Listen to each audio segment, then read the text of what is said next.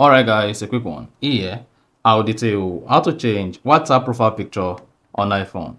So if at the end of this you found this up and informative, please don't forget to like and then subscribe. Now the first thing you want to do is go ahead and open your WhatsApp application.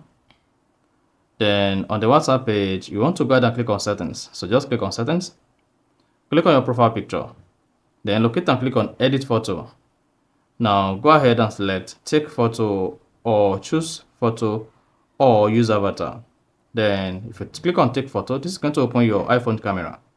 However, to take or select existing photo, all you need to do is click on choose photo. Then this is going to access the Photos app on your iPhone. Then click on the profile picture you want to use. Adjust it, and then click on choose. And if you want to use this, you can scroll down to select your preferred profile picture. So just scroll down until get to your preferred profile picture. And then adjust it.